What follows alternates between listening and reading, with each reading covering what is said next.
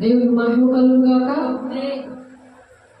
దేవుడి నుంచి మహాకృపను బట్టి దేవుడు కోట్లాది వందనాలు చెల్లిస్తూ దేవుడి నాడు మాట్లాడుతున్న మాటల్లో మరి అద్భుతం చేయమయ్యా అని దేవుని ఆరాధిస్తూ దేవుని అడుగుదాం.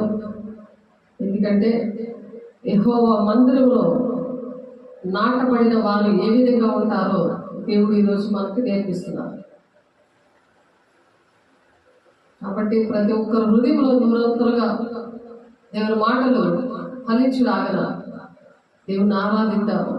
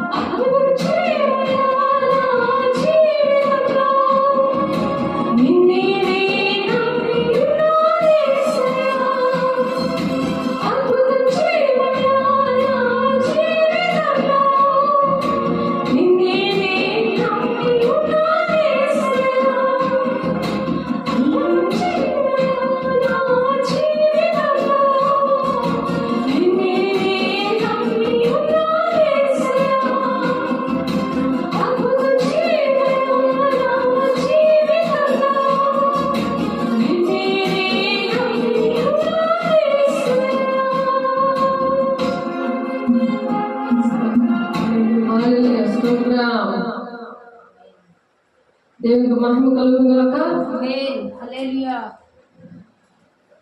కీర్తన 92వ అధ్యాయము 13వ వచనం చూద్దాము. అందరూ తీసి చూడండి. ఆన్లైన్లో ఉన్న బిడ్డలు, ఆఫ్లైన్లో ఉన్న బిడ్డలు. యెహోవా మందిరంలో నాటబడిన వారు మన దేవుని ఆవరణంలో వర్ధిల్లుదురు. యెహోవా మందిరంలో ఎవరైతే నాటబడతారో, మందిరంలో వచ్చి శరీరానుసారమైన ప్రార్థనలు చేయకుండా సరి చేసుకుంటూ తండ్రి చిత్తాన్ని నెరవేర్చాలని ఒక ఆశతో, ఆత్మ సంబంధమైన దుఃఖముతో ఎవరైతే ప్రార్థన చేస్తారో వాళ్ళు యెహోవా మందిరంలో నాటబడిన వారిగా ఉంటారట. యెహోవా మందిరంలో నాటబడిన వారు ఏం చేస్తారట? మన దేవుని ఆవరణలో వర్ధిల్లుతారట. అంటే చుట్టుపక్కల ఉన్న వాళ్ళందరినీ కూడా దేవుని రాజ్యానికి నడిపిస్తారు, వాళ్ళకి సువార్త ప్రకటిస్తారు. అలా దేవునికి ఇష్టంగా మరి బ్రతుకుతారు అన్నమాట. ఎందుకంటే దేవునికి అది విశ్వాసం అన్నమాట. దేవుడు విశ్వాసాన్ని ఇస్తాడు, దేవుని మీద ఒక నమ్మకం ఇస్తాడు. ఎందుకంటే నిన్నే నేను నమ్ముకున్నాను యేసయ్యా అంటే శరీర సంబంధమైన విధంగా నమ్ముకోవడం కాదని సాతానుడు అలా బోధ చేస్తాడు. పాట అయినా వాక్యమైనా నిన్నే నమ్ముకున్నానయ్యా, నేను తిని పడుకుంటానయ్యా అని కాదు దానికి అర్థం.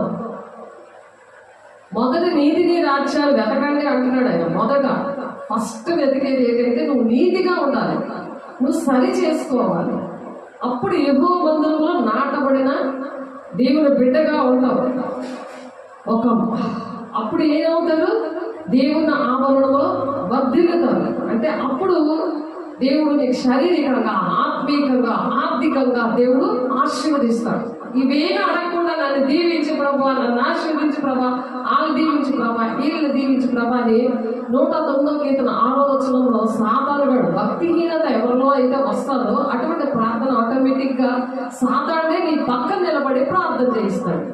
అది గుర్తుపెట్టుకోవాలి. నేను తండ్రి చిత్తం నెరవేర్చే ప్రార్థన చేస్తున్నానా, తండ్రి చిత్తం నాలో ఉందా లేదా, దేవుని విడగా నేను ఉన్నానా లేదని ఆ విధంగా అంతవరకు మనం చెక్ చేసుకోవాలి. అంతవరకు సహించేవాడే రక్షణ పొందుకుంటాడంట. రక్షణ ఇప్పుడు వచ్చేసింది కాదు, బాప్తిసం తీసుకున్న వెంటనే వచ్చేసింది కాదు.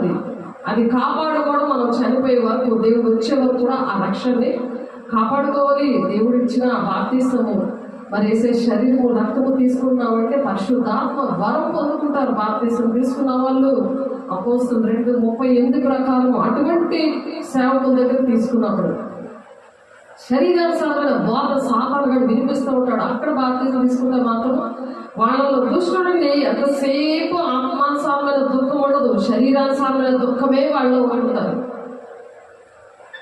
ఎన్ని విషయాలు, ఎన్ని పరిస్థితులు ఉన్నా సరే దేవునికి ఇష్టంగా ఆ విధంగా నడవాలని దేవుడు ఆశీర్వదించడానికి చెప్తున్నారు.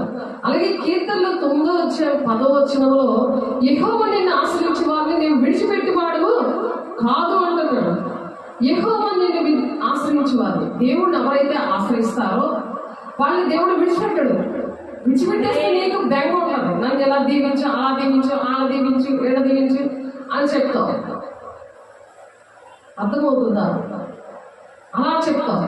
కానీ యెహోవా నిన్ను ఆశ్రయించిన వారు, దేవుని మనం అలా ఆశ్రయించినప్పుడు యెహోవా మందిరంలో నాటబడిన వారిగా ఉంటాము. మన దేవుని ఆవరణలో వర్ధిల్లుతారు.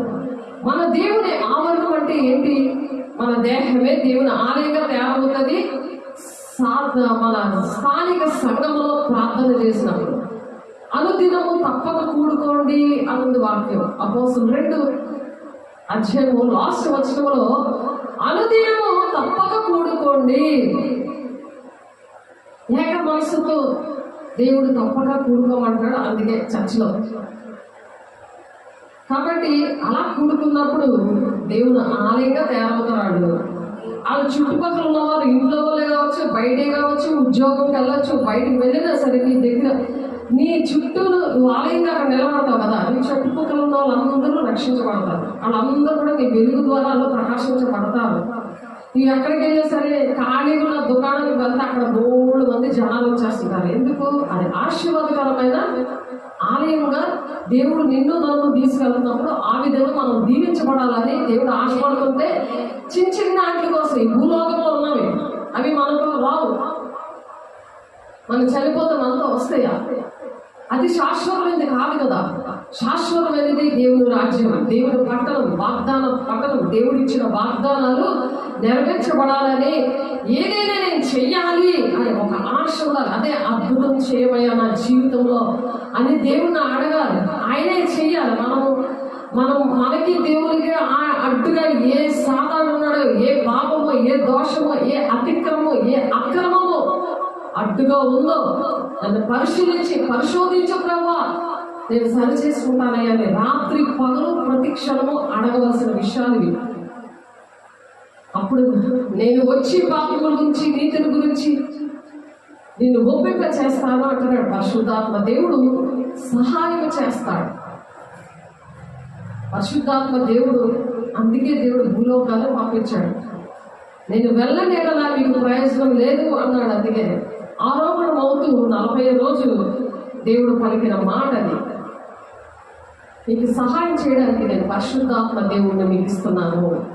ఆయన నీకు సహాయం చేస్తాడు. నీకు ఏది కావాలో, నువ్వు చేయలేకపోతున్నావో, ఇంట్లో పని చేయలేకపోతున్నావో, దిద్దుబాటు చేసుకోలేకపోతున్నావో, వెలుగు కలిగి ప్రార్థన చేయలేకపోతున్నావా, రాత్రి దేవుడు లేకుండా అసలు లేకుండా సోమరిపోతులో పడుకుంటున్నావేమో బాధ్యత లేకుండా, అలాగే నేను ఏదైనా చెయ్యాలని ఆశపడుతున్నానయ్యా, నీవే నన్ను లేపాలయ్యా, నీవే ఏదైనా నా కోసం చెయ్యాలయ్యా, నన్ను లేపే విషయంలో, నన్ను నడిపించే విషయంలో, నన్ను సరిచేసే విషయంలో నాకు దిద్దుబాటు, నువ్వు వచ్చి నన్ను దిద్దుబాటు చేయొచ్చు అని యోహాను 16:8 యోహాను భక్తుడు ప్రాక్టికల్గా తను అనుభవించి చెప్తున్నాడు. నేను కూడా ప్రాక్టికల్గా నేను అనుభవించాను కాబట్టి నేను చెప్పగలుగుతున్నాను. అప్పుడు దేవుని ఆలయంగా, దేహము దేవుని ఆలయంగా ఉంటుంది అని చెప్పి 1 కొరింథీ 6:6 ఉంటుంది. మీ దేహములు దేవుని ఆలయం అని మీరు ఎరుగరా, మీరు విలువ పెట్టి కొనబడిన వారు, దేవుడు సొత్తైన ప్రజలు. దేవుడు కొనుక్కున్నాడు విలువ పెట్టి. ఏ విలువ పెట్టి ఎలా కొన్నాడు చెప్పాలి, గట్టి చెప్పాలి. సిగ్గుపడలేదు, ఆయన రక్తం ఇచ్చి కొన్నాడు. ధైర్యంగా చెప్పాలి. నువ్వు చెప్పలేకపోతున్నావు అంటే దుష్టుడు లాగుతున్నాడు వెనక నుంచి. నిర్లక్ష్యం అంటే ఏంటది? అది ఏంటది? దేవుడు నన్ను రక్తం ఇచ్చి కొన్నాడు. ఎవరు కొనలేదు నన్ను. సాతాను మాట నేను విన్నా అని నిన్ను దుష్టుడు నేను నిద్రలోన మనుషుల ద్వారా ఎలాగ నిన్ను ఆటంకపరుస్తుంటే నువ్వు అలా నిలబడినప్పుడు దేవుడు నీకు కంచి వేసి నీ ఆవరణకు వచ్చిన వాళ్ళందరూ, నీ చుట్టూ ఉన్న ప్రజలందరూ కూడా నీ వెలుగుని, దేవుని ప్రత్యక్షతని, నీలోని దేవుడు చూసి భయపడతాడు ఉంది. అపోస్తలులు 2:43 భయం కలుగుతుందట. అపోస్తలులు వాడబడతారట. ఏమి జరుగుతున్నాయో, ముందు ఏది జరుగుతాయో, రేపు ఏది జరుగుతాయో, ఈరోజు ఏది జరుగుతాయో, ఇవన్నీ తెలుస్తూ ఉంటాయి వాళ్ళకి. ఆనాడు అపోస్తలులు దేవుని శిష్యులు అలా వాడబడ్డారు. దేవుని శిష్యులుగా ఉండాలని ఇష్టపడుతున్న వాళ్ళు ఆ దేవుణ్ణి ఆ విధంగా ఆరాధించాలి, దేవుని ఆ విధంగా అడగాలి. అలాగే దేవుని అందరు నమ్మకం నిన్నే నమ్ముకున్నానయ్యా, నీ మీదే నమ్మకం పెట్టుకున్నానయ్యా అని మన కన్నీటితో మనం దేవుని ఆ విధంగా ఆరాధించాలి. ఆరాధిస్తున్నప్పుడు దేవుడు ఏం చెప్తారు? కీర్తన 9:30 యెహోవా నిన్ను ఆశ్రయించు వారు నీవు విడిచిపెట్టేవాడు కాదు. ఆయన విడిచిపెట్టాడు. నీ బాధలు, నీ కష్టాలు అన్నీ తెలుసు. నీకు నాకు ఇంకా ఎప్పుడు వస్తున్నాయో, ఏ టైంలో వస్తున్నాయో, దుష్టుడు ఎలా నిన్ను పట్టుకుందామని చూస్తున్నాడో, గర్జించే సింహంలాగా ఏ రోజు పెడదామని చూస్తున్నాడో అది కూడా నీకు ముందుగానే తెలియపరుస్తాడు. విడిచిపెట్టాడు. సామాన్యుడికి నేను విడిచిపెట్టాడు. నువ్వు భయపడిపోవడానికి, నిన్ను చూసే భయపడతాడు. నేను ఎవరైతే బాధపడుతున్నాడో వాళ్ళు నిన్ను చూసే భయపడతారు. మనం పోరాడుతున్న శరీరంతో కాదది. ఎప్పుడైతే లోకానుసారంగా మరి దేవునికి విరుద్ధంగా జీవిస్తారో, శరీరానుసారమైన భక్తి చేస్తారో, వాళ్ళల్లో ఉండి నిన్ను నన్ను బాధ పెడుతుంటారు. అవి బాధ పెడుతుంది. దేవుడు ఏం కట్ చేస్తాడు. ఇప్పుడే సాతానుడు వచ్చాడు, అక్కడ చూసాడు, ఇక్కడ చూసేసాడు, వెళ్ళిపోయాడు, అంతే. అలా ఉంటుంది. అనుక్షణము సాక్ష్యం ఉంటుంది. ఆయన చూసుకుంటాడు. నువ్వు భయపడే పని లేదు, నువ్వు చింతపడే పనే లేదు. ఎందుకంటే నిన్ను విడిచిపెట్టేవాడు కాదు అంటున్నాడు కీర్తనాకారుడు. తను కూడా అలాగా ప్రాక్టికల్గా అనుభవించి రాశాడు. కీర్తనలు 9:10 యెహోవా నిన్ను ఆశ్రయించేవారు నీవు విడిచిపెట్టేవాడు కావున నీ నామం ఎరిగిన వారు అంటే నీ నామంలో, నీ పేరులో అయ్యా నీలో ఉన్న శక్తి ఏంటో మనం తెలుసుకున్నవాడు. మనం తెలుసుకున్నాం కదా ఆయన నామం ఎంత శక్తివంతమైనదో, ఆయన రక్తము ఎంత శక్తివంతమైనదో. అది తెలుసుకున్న వాళ్ళంట ఏం చేస్తారంట, దేవుణ్ణి నమ్ముకుంటారంట. అందుకని నిన్నే నమ్ముకున్నానయ్యా పాట పాడుకున్నాము. అలా నమ్ముకున్న వారి దేవుడు సూచక క్రియలు చేస్తాడని మాట 16-17 ఉంటుంది. పాముల్ని ఎత్తుపట్టుకుంటారంటే సాధారణ ఎత్తుపట్టుకుంటారు అనమాట. ఈ పని చెప్తాను కానీ పేక పట్టుకుంటారు కదా, మనుషుల్ని ఇలా పేక పట్టుకుని ఇలా లేపేస్తున్నారు.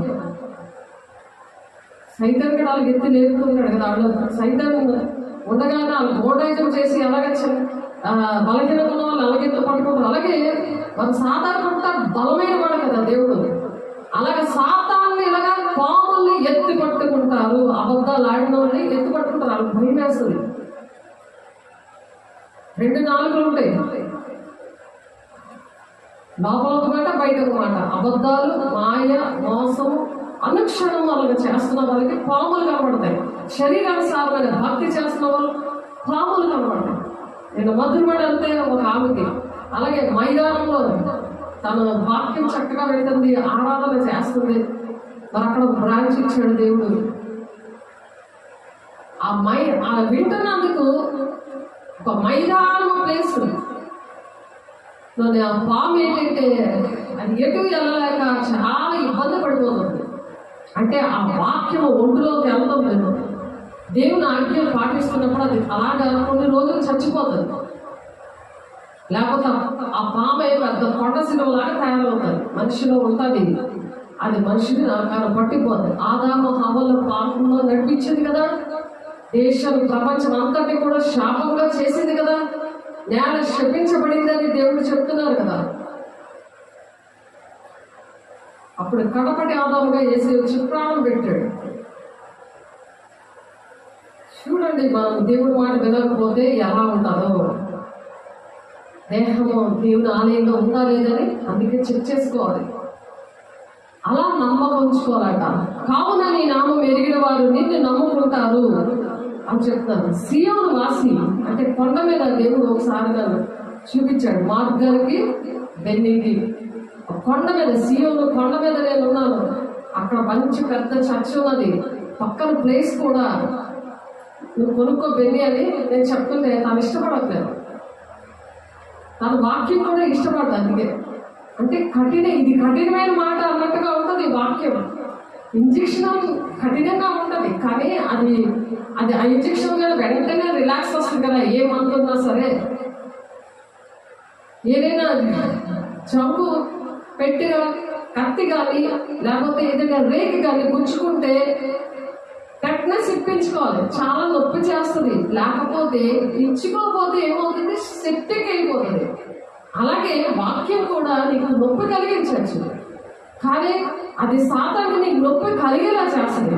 అదే దేవుడి పెట్టిగా ఉన్నావు అనుకో, ఆ వాక్యం నిన్ను బలపరుస్తుంది, సరి చేసుకుంటావు. చేతులకి ప్రమాణం చేసి, దేవా ఈ విషయంలో నేను ఇలాగ తప్పిపోయానయ్యా, శారీరకంగా నేను వాక్యం వింటున్నాను, శారీరకంగా అప్పుడు నేను అక్కడికి వెళ్ళేందుకు నాకు శారీరకంగా నన్ను ప్రతి విషయంలో చింత, దుఃఖము, శరీరానుసారమైన దుఃఖము మరణానికి దారి తీస్తుంది అనే విషయాలను బట్టే నాకు అనారోగ్యం వస్తుంది, కాళ్ళు పీకుతూనే తలపోటు వస్తుంది. పాము కనపడిన వెంటనే మరి అబద్ధాలు వలన నడుము నొప్పి వస్తుంది, కాలు పీకుతాయి, తలపోటు వచ్చేస్తుంది. ఆ వస్తువులు అంటే దుష్టుడు నన్ను నిలబడి చేస్తున్నాడు, నేను దేవుని పని చేయలేను, నేను నమ్మకంగా దేవుని విషయంలో ఉండలేను, కానీ నాకు ఆశీర్వాదాలు కావాలి అని చర్చలు మానేస్తున్నారు చాలా మంది. నాకు ఎన్ని రోజులైంది, నాకు ఎందుకు జరగట్లేదు.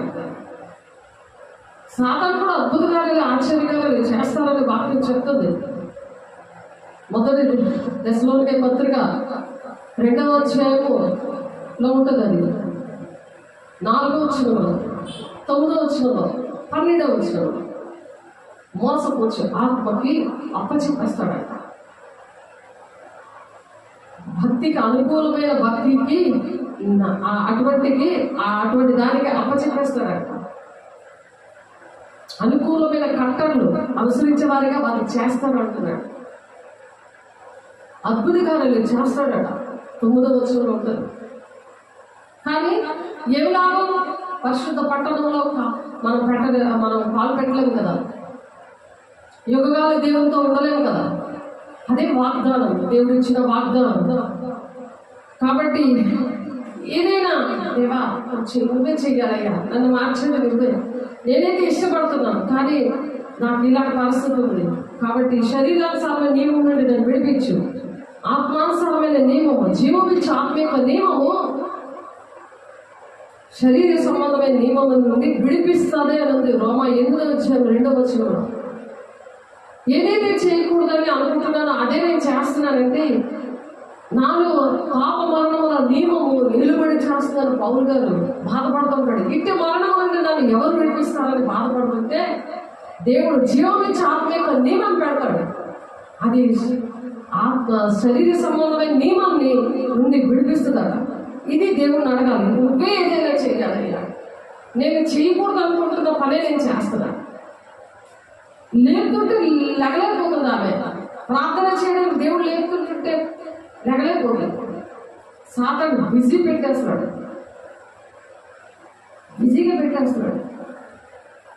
ఇంట్లో పనులు, ఉద్యోగము, ఒక 5గురికి ఓటు పెట్టడం, ఏది ఎవరో హెల్ప్ చేయరు,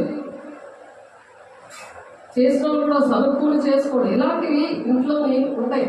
కానీ దేవుడు ఇటువంటి వాటి గురించి ఆశ ఉంటుంది. కానీ దేవుడు ఏదో ఒకటి చెయ్యాలని మనం ఆ విధంగా దేవుడిని తప్పక దేవుడు చేస్తాడు. నాకు అది దేవుడు పాదాల దగ్గర కూర్చొని వేకుజామునే దేవుడు ఈ కూడా ప్రార్థన చేశాడు. వేకుని వేసి ప్రార్థన చేశాడు ఆయన ఏకాంతానికి వెళ్ళిపోయి. ఎందుకంటే వినడంలో ప్రజలు కదా, వాళ్ళ కోసం మతం కులం భేదం లేకుండా ప్రాణం పెట్టమని తండ్రిని దేవుడు ఆర్డర్ వేశాడు కదా. ఆయన విధిని చూపించాడు, తన మహిమనంతని పర్లోక రాజ్యాలు విడిచిపెట్టి వచ్చాడు. మరి మనం ఏం విడిచిపెడతాం? టైం విడిచిపెడతామా, డబ్బులు విడిచిపెడతామా, సమయం ఇస్తున్నామా దేవునికి?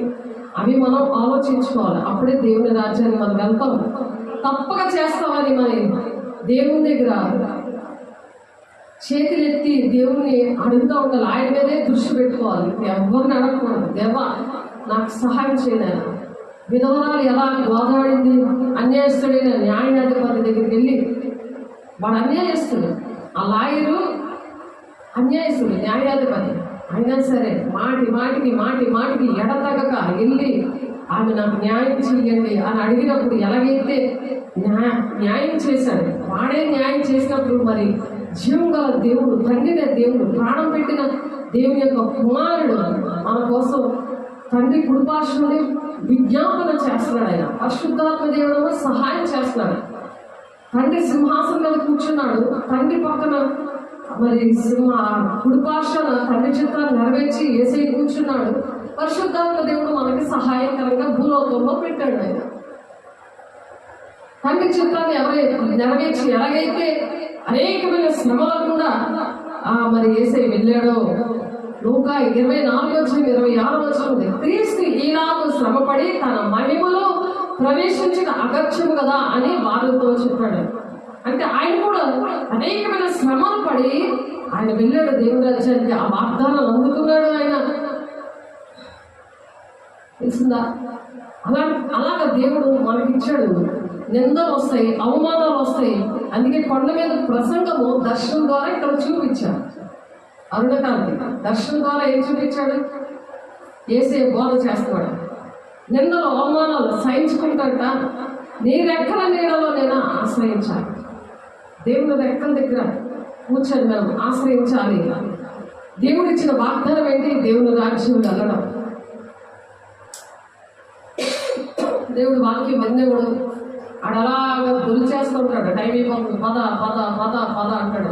ఏదైనా త్యాగం చేయడం కూడా భయం ఆవరిస్తుంది. పరిపూర్ణమైన ప్రేమ అంటే దేవుడి మీద భయాన్ని వెళ్ళకూడదంట. దేవుడిని పరిపూర్ణంగా ప్రేమించేవనుకో ఆ భయాన్ని వెళ్ళకూడదు. దేవుడు ఏదో ఒకటి చేస్తానంటాడు, అద్భుత కార్యం చేస్తానని, చెయ్యాలని ఆ పరిశుద్ధ పట్టణం అనే వాగ్దానం చేత పట్టుకొని అనుక్షణం కూడా దేవుణ్ణి అడగాలి.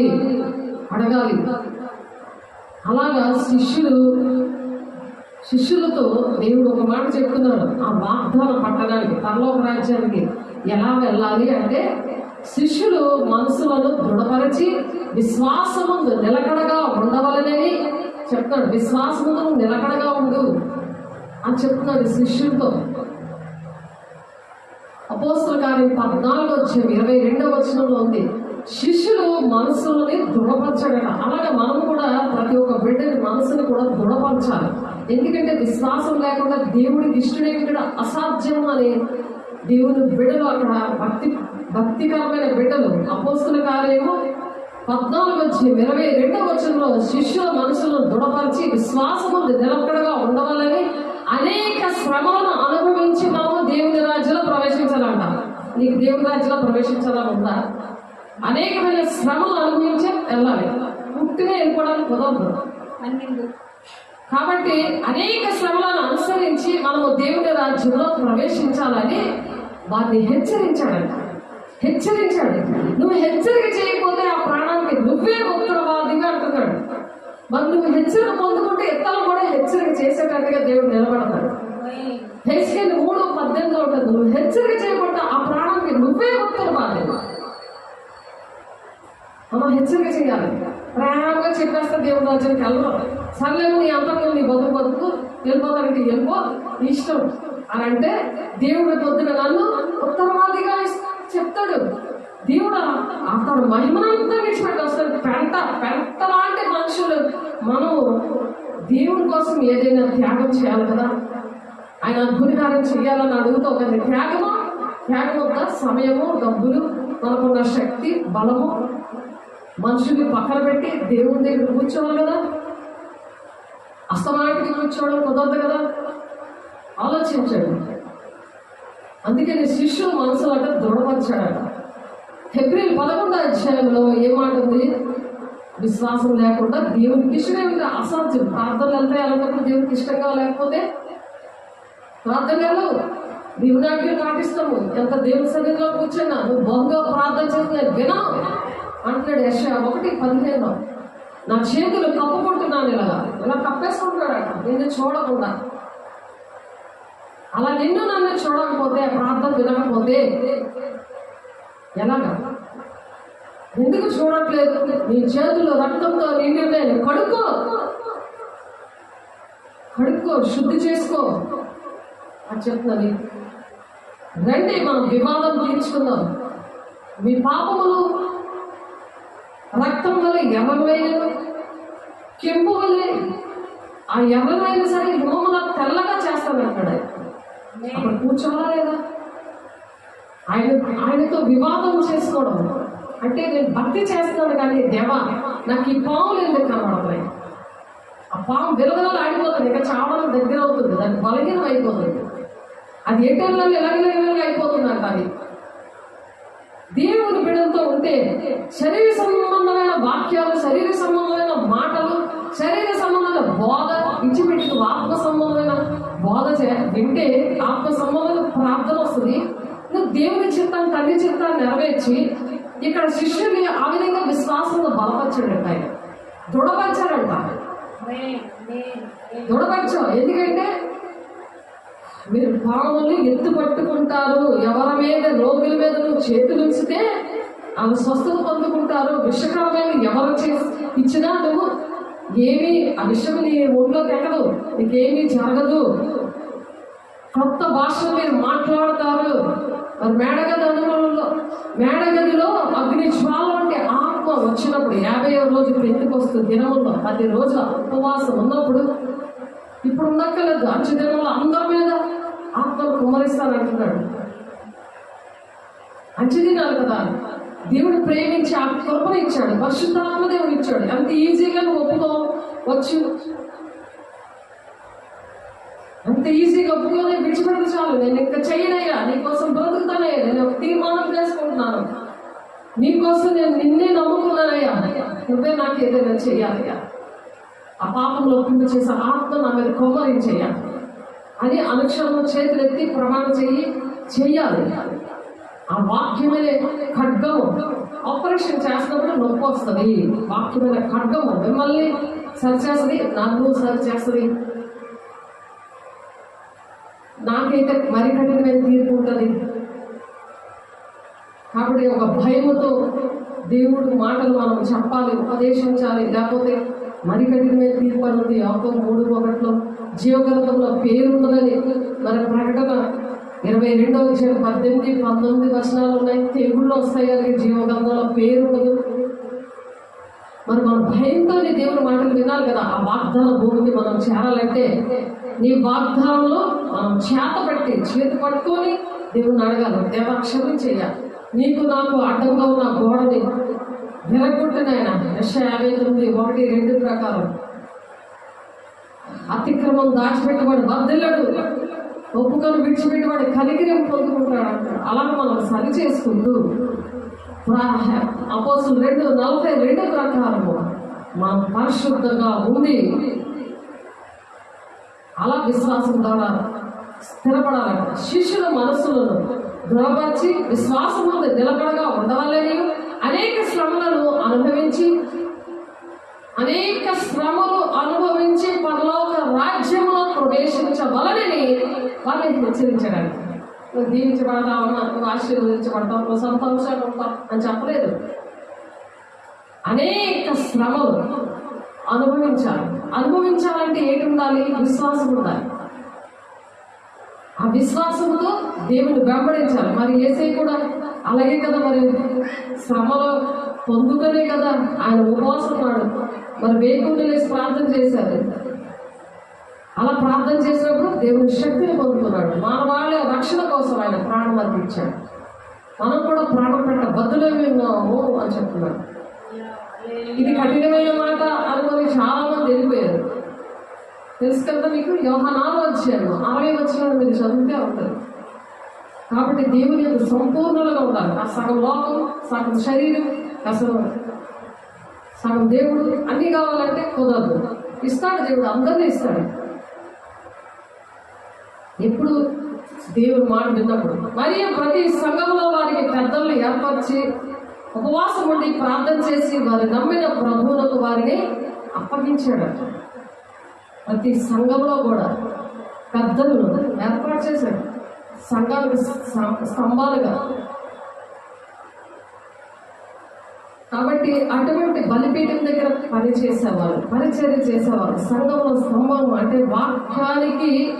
వాక్యానికి లోబడి ఉన్న బిడ్డలు, వాక్యానికి లోబడిన వాళ్ళు. ప్రకటన 3:9-10 ఉంటుంది. చూద్దాం. ప్రకటన గ్రంథంలో ఉన్న మాట. వాళ్ళ మీద దేవుడు పేరే రాసేస్తాడట. ఆ విషయాల్లో కూడా దేవుడు చూపించారు. ఆ వాక్యం చెప్తున్నప్పుడు ఎస్తేరుతో మహిమతో మాట్లాడారు. ఆ విషయాలు దేవుడు మాట్లాడే దేవుడు. యోగు 33:14 ఉంటుంది. కళల ద్వారా దేవుడు మాట్లాడతారు. ఒకసారి 2 సార్లు మాట్లాడతారు. మనం వినాలి.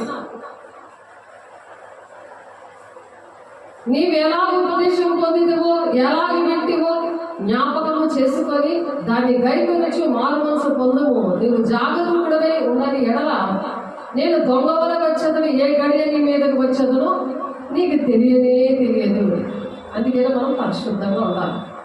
ఏ రోజు వస్తాడో దేవుడు మనకు తెలియదు. పరిశుద్ధంగా ఉండాలి. దేవుని చిత్తాన్ని మనం నెరవేర్చాలి. అలాగ మనం జయిస్తాడట. జయించేవాడు అలాగున తెల్లని వస్త్రము ధరించుకును, జీవగ్రంథంలో నుండి అతని పేరు ఎంత మాత్రమో తుడుపు పెట్టక నా తండ్రి ఎదురును ఆయన దూతల ఎదురును అతని పేరు ఒప్పుకుంటాను నా బిడ్డ అని. వద్దా? అదే వాగ్దానం. సంగములతో ఆత్మ చెప్పుచున్న మాట చెవుగలవాడు వినుగాక. సంగములు సార్వత్రిక సంగమా, పెళ్లి కుమార్తె సంగమా, దేవుడు చెప్తున్నాడు. నువ్వు సిద్ధంగా ఉన్నావా?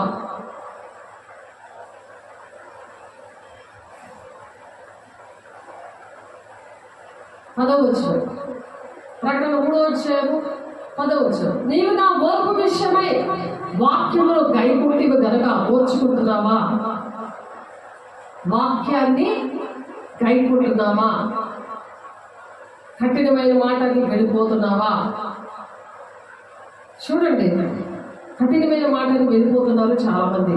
మరొకసారి ఆ మాటను చదువుకుందాము. యోహాను 6:60.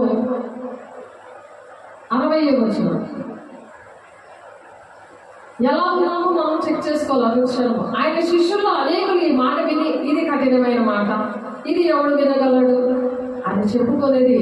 యేసు తన శిష్యులు దాన్ని గూర్చి చదువుకొనుచున్నారని తనకు తానే ఎరిగి వారితో ఇట్లను, దీనివల్ల మీరు అభ్యంతరపడుచున్నారా? దేవుడు తెలిసిపోయింది, నువ్వు చదువుకుంటున్నావు, నువ్వు వెళ్ళిపోదాం అనుకుంటున్నావు, నువ్వు సైకిల్ చేస్తున్నావు అని దేవుడికి తెలిసిపోయింది. కఠినమైన మాట వెళ్ళిపోదాం అనుకుంటున్నావు. అలాగైతే మనుషుల కుమారుడు మునుపున్న చోటుకు ఎక్కడికి మీరు చూచిన ఎడల ఏమందురు? అలాగైతే మనుష్య కుమారుడు మునుపున్న చోటులకు ఎక్కడ మీరు చూచిన ఎడల ఏమందురు? దేవుడు ఆరోహణమే వెళ్ళిపోతాడు. ఆయన నీ కోసం ప్రాణం పెట్టాడు. మరి ఆయన ఎందుకు వచ్చాడు, ఎందుకు ప్రాణం పెట్టారు? మీకు అవన్నీ మరి దాని విషయం మీరు ఏమంటారు? మీకు అన్ని అంత కష్టంగా ఉందా దేవుని మాటలు వినడానికి? ఆయన త్యాగం చేశాడా? త్యాగం చేయకుండానే మనల్ని చేయమని చెప్తున్నాడు. ఆయన పరిశుద్ధంగా జీవించాడా? ఆయన జీవించకుండా మనం పరిశుద్ధంగా ఉండమని చెప్తున్నాడా? ఆయన చేసి చూపించాడు కదా 3.5 సంవత్సరాలు. ఎందుకు చేయడానికి? ఎందుకు పరిశుద్ధాత్మ దేవుని ఎందుకు పొందుకోమన్నాడు? ఆయన సహాయం చేస్తాడు. నువ్వు కఠినమైన మాట అనుకుని వెళ్ళిపోయిన పని లేదు. ఆయన చేశాడు కదా, మనం ఎక్కడ చేస్తాము అని అక్కడ లేదు. నాకన్నా మీరు గొప్ప కార్యం చేస్తాడని దేవుడు ప్రేమించి ఆయనకన్నా మనం గొప్పవారిగా ఉంటామని, ఆయన పిల్లల్లాగా అలా ఉంటామని ఆయన ఆశపడి చెప్తున్నాడు. యోహాను 14:12 ఉంటుంది ఆ మాట. ఆలోచించారా? ఆత్మయే జీవింపజేయుచున్నది, శరీరము కేవలం నిష్ప్రయోజనం. శరీరానుసారాన్ని భక్తి చేస్తావా? శరీరానుసారాన్ని ప్రార్థనలు పెట్టావా? శారీరకంగా నువ్వు పాటలు పాడతావా? శరీరానుసారంగా మనం ఆరాధించచ్చా?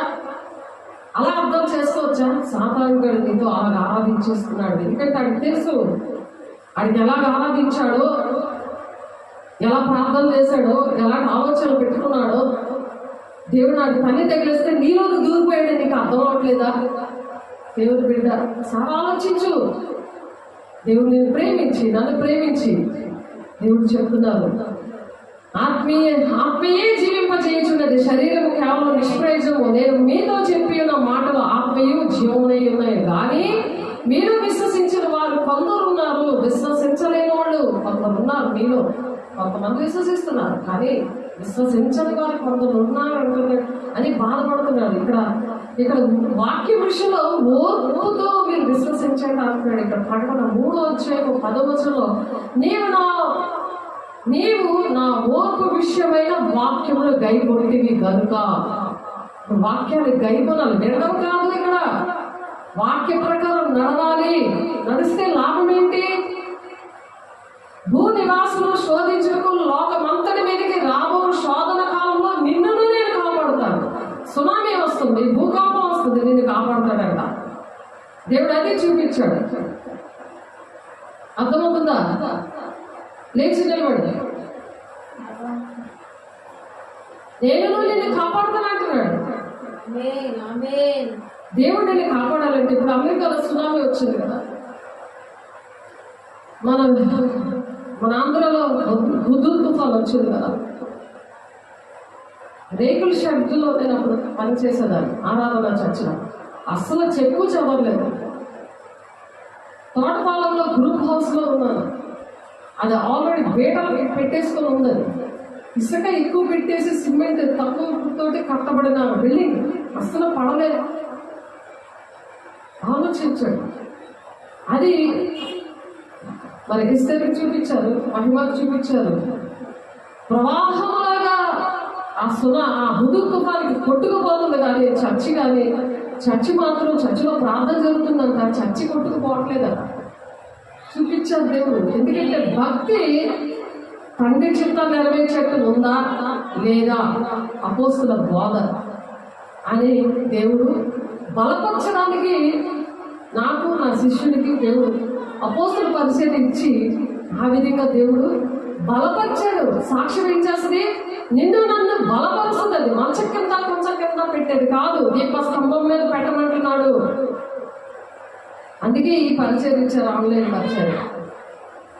ఆలోచించండి దేవుని బిడ్డలారా, వాక్యమును గైకుంటే భూ నివాసులను శోధించక లోకమంతటి మీదకి రాబో శోధన కాలంలో నేను నిన్ను కాపాడేదను. ఎవరు కాపాడతారు? దేవుడు కాపాడుతాడు. మాట్లాడతాడు అన్నప్పుడు నువ్వు విశ్వాసంతో ఉండాలా లేదా? ఎందుకు దేవుడు మాట్లాడతాడు? వాక్యం ద్వారా, కళల ద్వారా, దర్శనాల ద్వారా, ప్రవచనం ద్వారా, భాషలకు అర్థాలు చెప్పే వరం ద్వారా, అపోస్తల బోధని ఎందుకు మాట్లాడుతున్నాడు? ఆలోచించండి. శరీరానుసారంగా మొదట ఆత్మానుసారంగా ప్రారంభించి శరీరానుసారంగా మీరు మిగిలిపోతారు. ఎంత త్వరగా మీరు ఇలాగ అయిపోతారని నేనైతే అనుకోలేదని. పౌలు చాలా బాధపడుతున్నాడు. అంటే ఆ పరిస్థితులు దేవుడు నాకు కూడా ఇచ్చి, ఆ వేదనతో దేవుడు నా ఆత్మీయ బిడ్డలతో మరి సంఘములతో ఆత్మ చెప్పుచున్న మాట చెవి గలవాడు వినుడుగా, కానీ దేవుడు యోహాను గారు చెప్పినట్లుగా మరి చెప్పడానికి సహాయం చేస్తున్నాడు. యోహాను గారే మనతో మాట్లాడుతున్నారు. పద్మాసు దీపంలో ఆయన ఎన్ని శ్రమలు పడ్డాడో మీకు తెలుసు.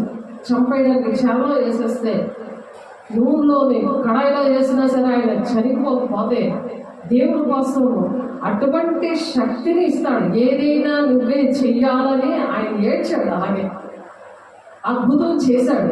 ఏంటది? ఆ దర్శనంలో చూపించాడు. అక్కడ అగ్ని పర్వతాల దగ్గర పడేస్తే ఎలాగో చస్తాడు, ఎంత చంపినా చావట్లేదు అంటే దేవుని శక్తి ఎంతైనది, ఆయన వాక్యము ఎంత శక్తివంతమైనది, ఆయన మాటలు వింటే వారిని ఎలా కాపాడుతాడు అని మనం గ్రహించాలి. నేను త్వరగా వచ్చుచున్నాను, ఎవడోనూ నీ కిరీటం అపహరింపకుండానట్లు నీకు కలిగిన దానిని గట్టిగా పట్టుకో. దేవుడు నీకు ఏ వరం ఇచ్చారు, ఏ అభిషేకం ఇచ్చారు, ఏ పదప్ప చెప్పారు అని గట్టిగా పట్టుకోమంటున్నాడు ఆయన. జయించి వాళ్ళని ఎందుకు పట్టుకోమంటున్నాడు? జయించి వాళ్ళని నా దేవుని ఆలయంలో ఒక స్తంభంగా పెడతాడట. అందులోనంటే వాడు ఇక మీద ఎన్నటికీ వెలుపలికి పోడు. మరియు నా దేవుని పేరును పరలోకంలో దేవుని యొద్ద నుండి దిగి వచ్చుచున్న నూతన యెరూషలేము నా దేవుని పట్టణ పేరును, నా కొత్త పేరును వాని మీద రాసేదను, నీ మీద నా మీద నడినేతుడు హరిపాదం వరకు కూడా ఆ పేరు రాస్తాడట. ఆయన పేరు, ఆయన బిడ్డగా మనల్ని అలాగా ఆయన పేరు రాస్తాడట. అందుకే అలాంటి పేరు రాసినప్పుడు నీళ్ళు మరి ఇక్కడ వాళ్ళ పేరు తుడుపు పెట్టని అంటున్నాడు కదా, అలా తుడుపు పెట్టడం అన్నమాట. ఎప్పుడైతే మనం వాక్యానుసారంగా నడుస్తామో అలాగా అపోస్తులుగా ఉన్నప్పుడు అపోస్తులు 15:5 వాళ్ళు విశ్వాసములో స్థిరపడి అనుదినము లెక్కగా విస్తరిస్తా ఉన్నారట. అందుకు దేవుడు ఆ విశ్వాసం కోసము ఆ విశ్వసించబడ్డాడు. వాక్యం విషయంలో నీవు నా ఓర్పు విషయమైన వాక్యమును గైకొంటివి గనుక నివాసుల మీదకి శోధించడుకు. లోకం అంతా మీదకి శోధన వస్తుంది, కానీ నిన్ను మాత్రం దాస్తాడు. నా దోగు చోటు నీవే చేసేది మనం పాటలు పాడుకుంటాం. అలాగా ఆయన రెక్కల కింద మనల్ని దాస్తారండి. ఎంత గొప్ప దేవుడు ఆలోచించండి దేవుడు బిడ్డలారా.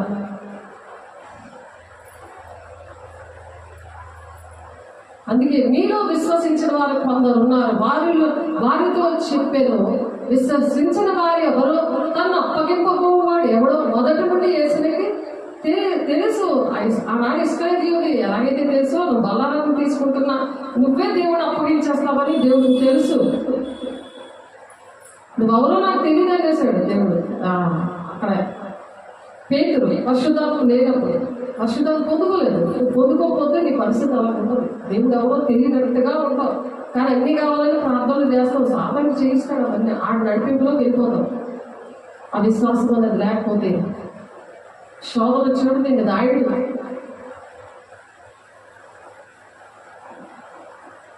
మరి ఇస్కరియోతు యోగాలు చెప్తాడు, అందులో బల్లరాజుల్లో ఎవరైతే తీసుకుంటారో చేయి పెట్టాడో అందులో అతడే నన్ను అప్పు చెప్తాడు అని అందరి ముందు శిష్యుల ముందు చెప్పినా సరే మారు మనసు పొందుకోలేదు. అలా ఉన్నావా? మారు మనసు పొందుకుంటావా? మరి ఆయన తండ్రి చేత వారి కృప అనుగ్రహించబడకుంటే ఎవడునూ నా ఎద్దుకు రాలేడని ఈ హేతువును బట్టి మీతో చెప్పితే నేను దేవుడు కృపిస్తేనే దేవుడి దగ్గరికి వస్తారు. అందుకని నీవే ఏదో చెయ్యాలని నీవైతే నీ మీద నమ్మకం పెట్టుకొని నీ మీద నేను దృష్టి పెట్టుకొని ఉన్నానయ్యా అని మనం పాటపడుకున్నాం. అలా ఏడుస్తూ పాడుకోవాల పాట. అద్భుతం చేయమయ్యాలంటే నాకు పెద్ద గిల్లి కట్టింగ్ చేయాలి కాదు. దాన్ని నా పిల్లలకు పెళ్లిళ్ళు చేయాలి అని కాదు.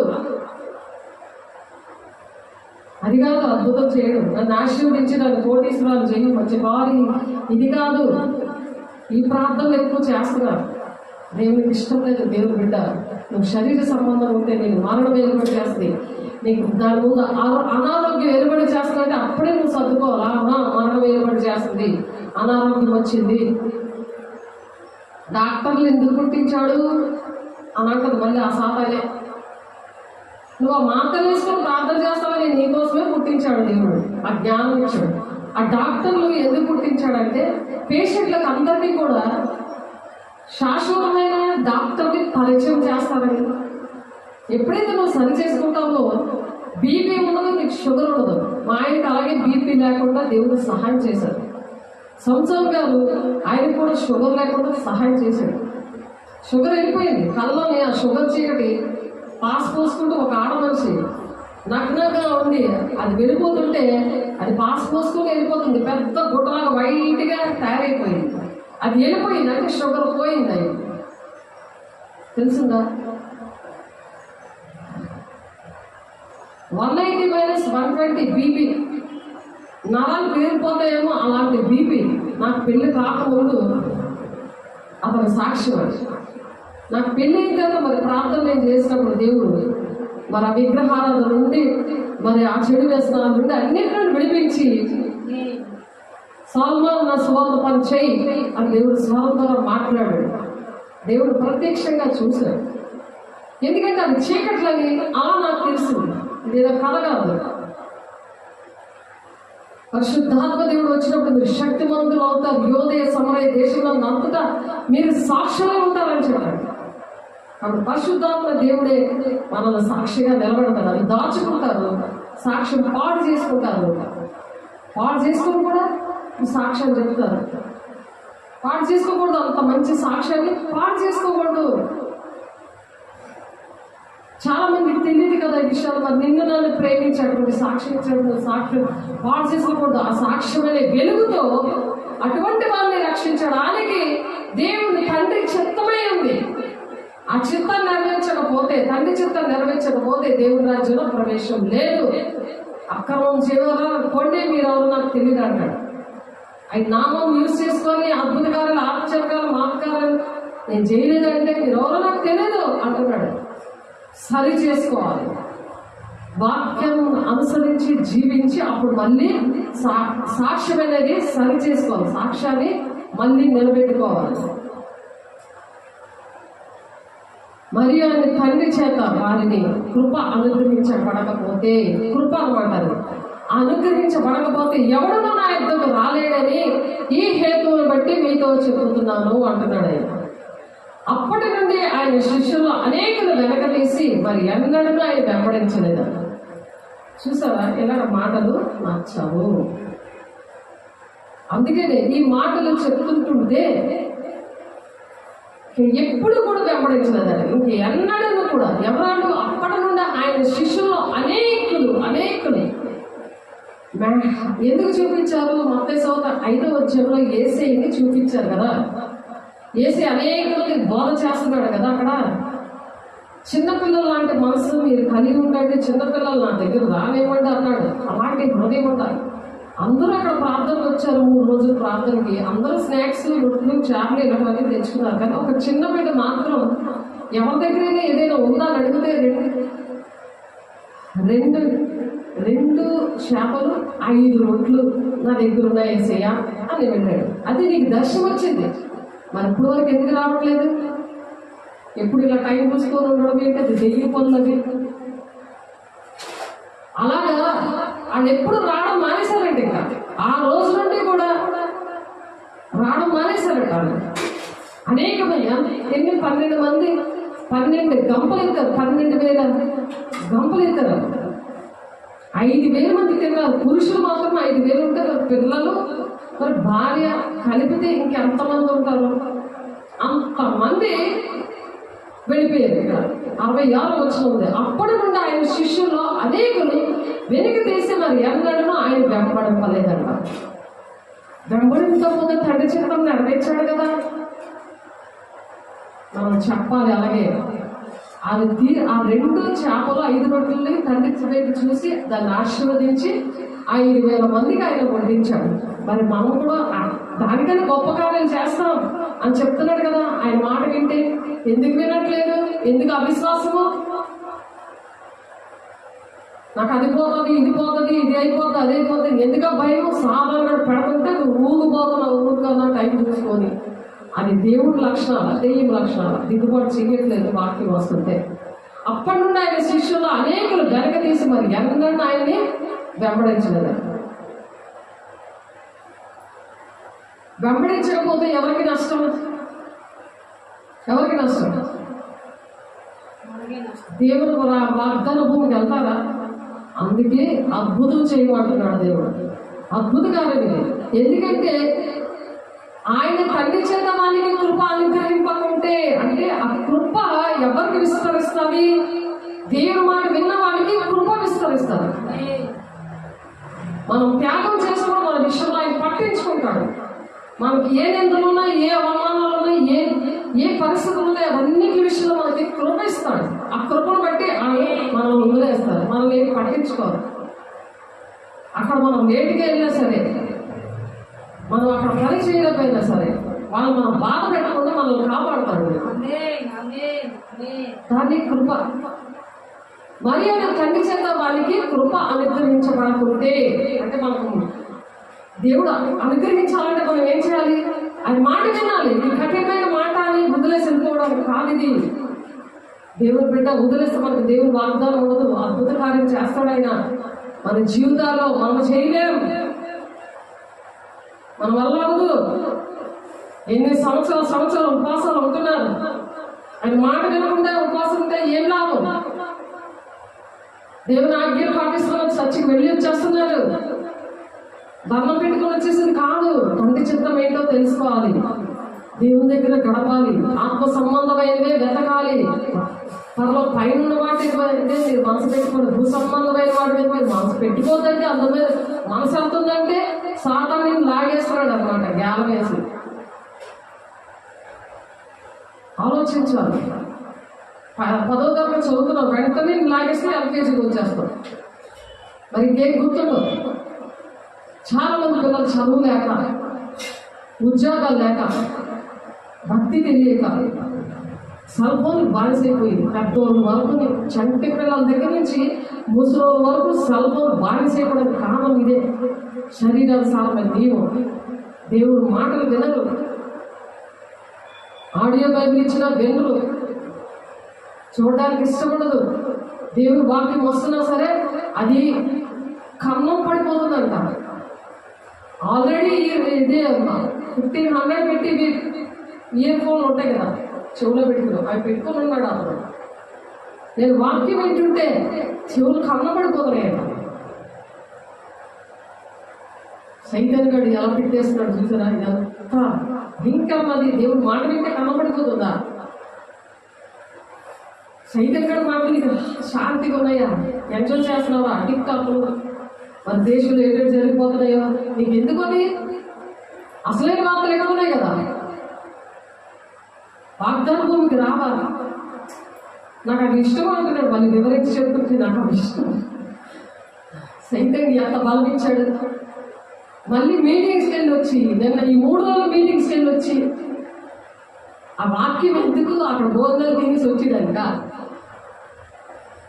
ఆలోచించండి. ఎంత శ్రమపడి మీటింగ్లు పెడతారు, వాక్యం చెప్పి మరి భోజనాలు పెట్టి దేవుడు అటువంటి ఏర్పాటు చెప్తే ఇంటికి వచ్చాక ఎలాంటి మాటల అన్ని చెవులు పెట్టేసుకొని నేను విన్నా, కళ్ళు ఎంత పెట్టుకొని సాతాను చూసారా?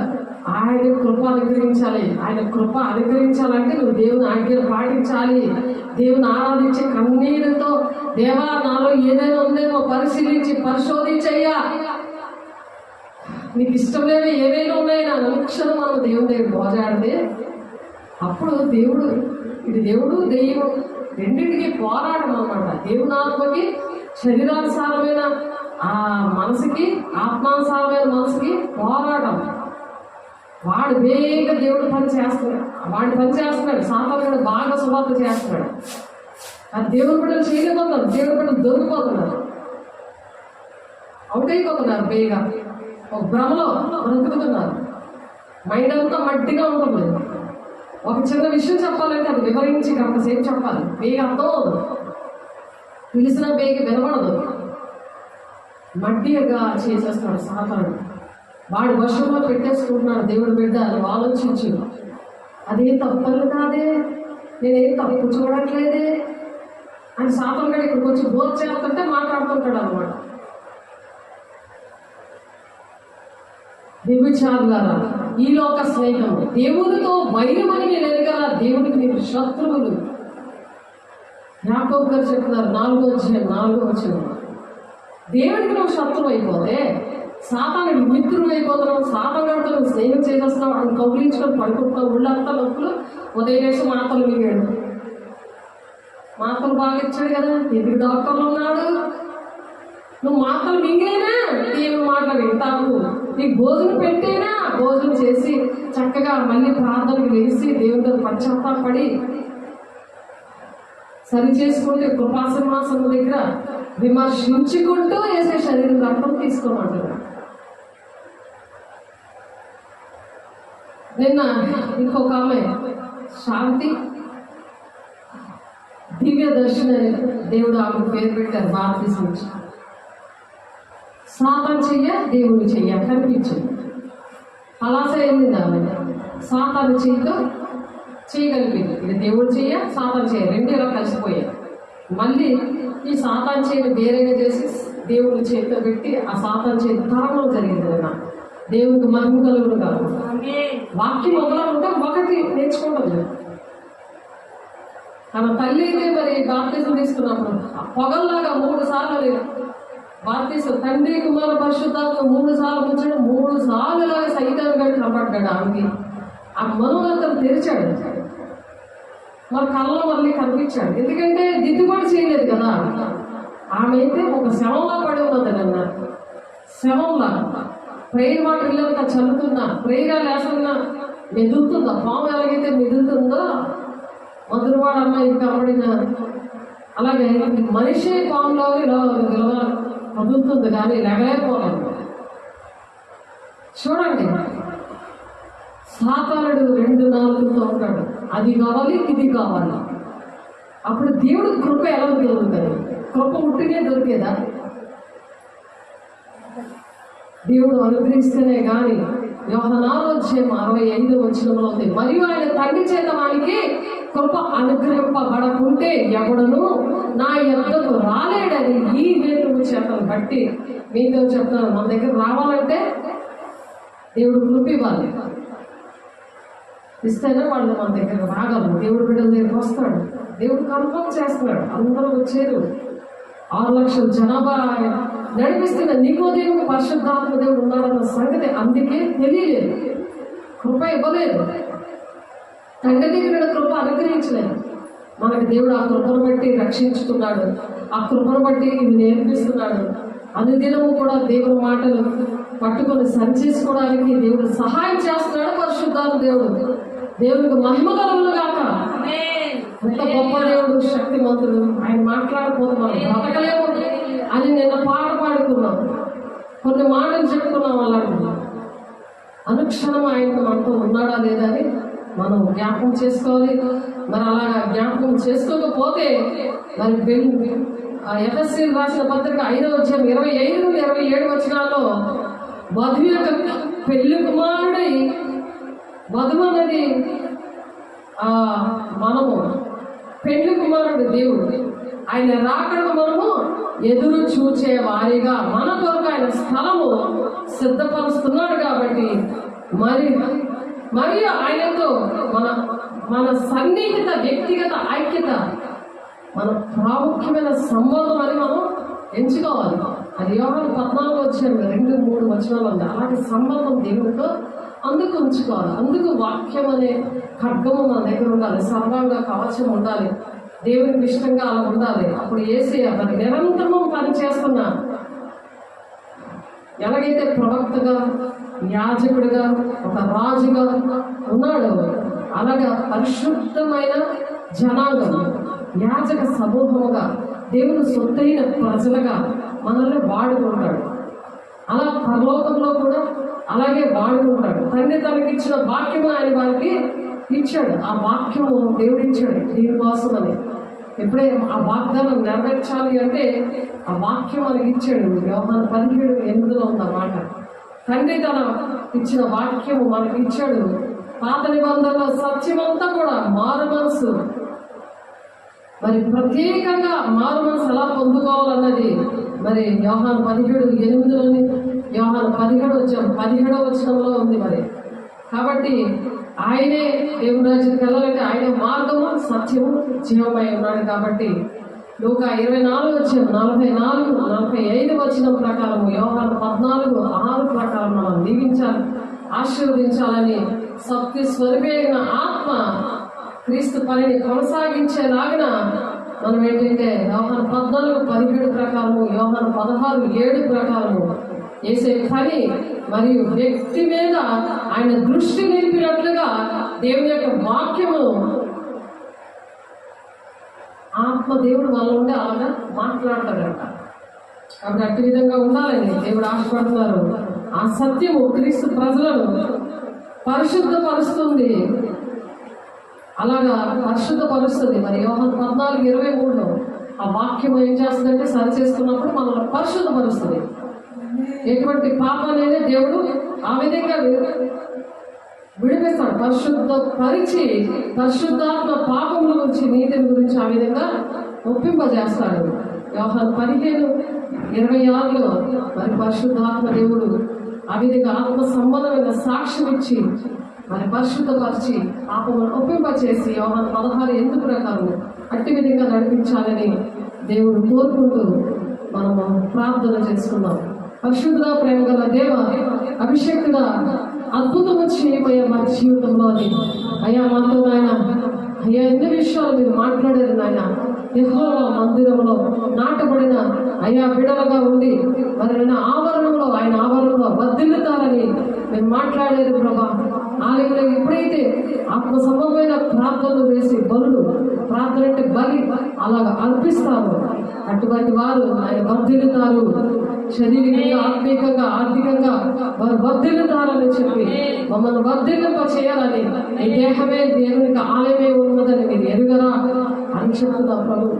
ఆలయంగా మమ్మల్ని తయారు చేసి అనేక మంది వర్ధిల్లులాగా మీ రాజ్యానికి వారసులుగా ఉండడానికి, వాగ్దాన భూములు మేము చేరాలని మీ కృపను మాకు అనుగ్రహించండి. మాకు అద్భుత కార్యము చేయండి ప్రభా. మీరు సహాయం చేస్తానే, మీరు కృప అనుగ్రహించి ఉంటే మీ దగ్గరికి మేము వచ్చి మేము నేర్చుకుంటున్నాం అయ్యా. అందరి బట్టి మీ కోట్లాది వందనాలు ప్రభా. ఆన్లైన్లో ఉన్న బిడ్డలందరూ కూడా అట్టి కృపను పొందుకోవడానికి ఇష్టపడుతున్న బిడ్డలందరినీ కూడా అట్టి విధంగా దీవించండి, ఆశీర్వదించండి అయ్యా. శరీరాన్ని సారమైన నియమం నుండి విడిపించండి, ఆ బంధకాల నుండి విడిపించండి. ప్రతి ఇంటిలోనికి నాయన ఈ వాక్యం వెళ్తుండగా అయ్యా ప్రతి గృహాన్ని మీరు దర్శించండి. నీ మహిమకరంగా, దీవెనకరంగా, ఆశీర్వాదకరంగా నీ వాగ్దాన భూమికి చేరడానికి ఆటంకపరుస్తున్న ప్రతి దురాత్మ శక్తులారా యేసు నామములో కాలిపోవాలి, మహిమగల నామములో నశించిపోవాలి కాక. యేసు నామములో ఆత్మ సంబంధమైన నియమము ప్రతి ఒక్కరికి అనుగ్రహించి అట్టి అభిషేకంతో, అట్టి మహిమతో, కొరత లేని ఆత్మతో నింపి అయ్యా నీ రాజ్యాన్ని కట్టేవారిగా ఈ పరలోకం తెలుసు నీకు ఏది కావాలో ప్రతిదీ మీరు అయ్యా నాకు మహిమైశ్వర్యమునందు మీరు ప్రతిదీ మీరు దయచేస్తున్నారు అయ్యా. మీకు కోట్లాది వందనాలు స్తోత్రాలు చెల్లిస్తుంది. అనేకమైన శ్రమలు కూడా దేవుడు రాజ్యం వెళ్ళాలని శిష్యులకు మీరు హెచ్చరిక చేసినట్టుగా శిష్యులుగా మాకు కూడా మీరు హెచ్చరిక చేసినందుకు మీకే కోట్లాది వందనాలు స్తోత్రాలు చెల్లిస్తుంది. యేసే పరిశుద్ధ నామములో బ్రతిమలాడి వేడుకుంటున్నాం తండ్రి, ఆమేన్. తండ్రి యొక్క దీవెన, కుమారుని యొక్క కృప, పరిశుద్ధాత్మ యొక్క సావాసము నిత్యము సకల జనులకు మరి చేతులెత్తిన బిడ్డ సమర్పించుకున్న ప్రతి ఒక్క బిడ్డకి సదాకాలము తోడ ఎండి నడిపించును గాక. ఆమేన్. God bless you. దేవుడు మిమ్మల్ని ఆశీర్వదించును గాక. ఆమేన్.